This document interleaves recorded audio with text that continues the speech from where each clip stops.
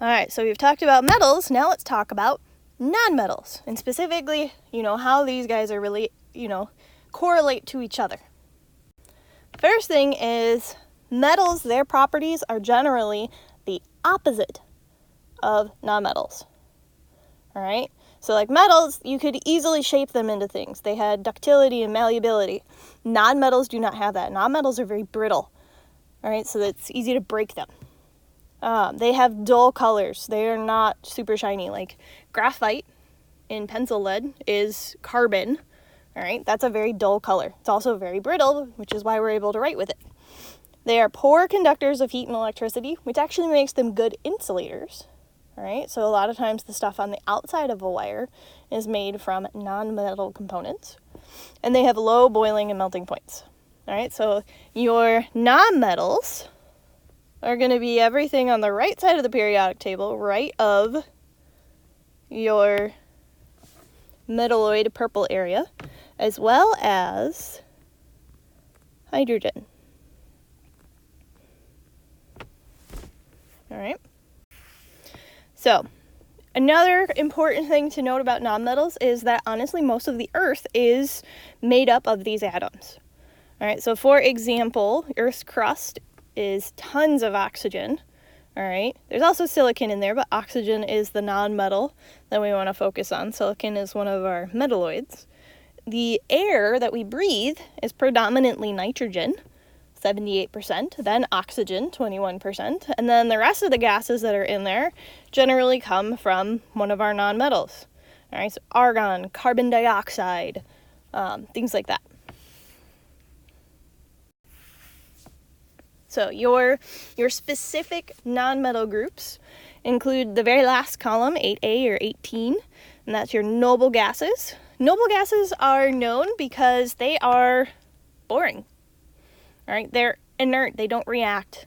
They're colorless, they're odorless. They were actually some of the last elements to be discovered because they don't react. It was kind of like we didn't even know they were there. All right, so your noble gases, you can just go with they don't react at all. There are, in case you take a class in the future or read something later, there are some rare exceptions to that, but noble gases do not react. The reason for that is they have a full octet. All right, so if you remember the electron configuration, p block, they have a full p shell.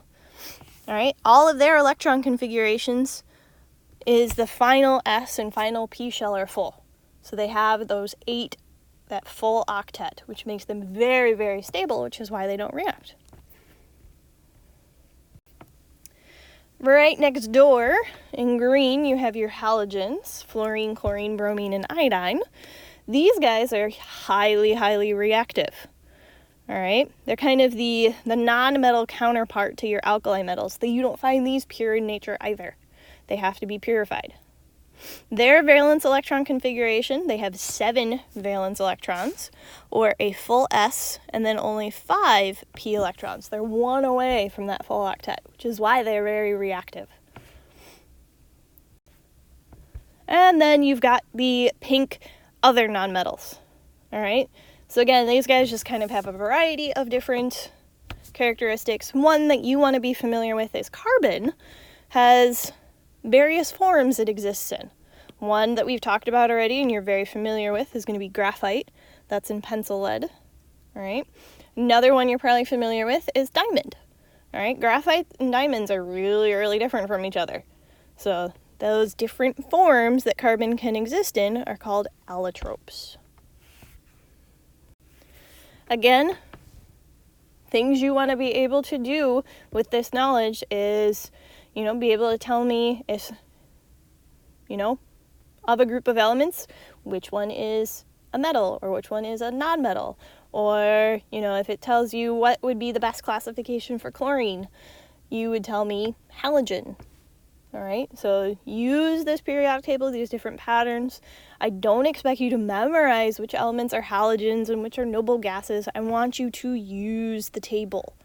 All right, so have that out when you take tests and quizzes.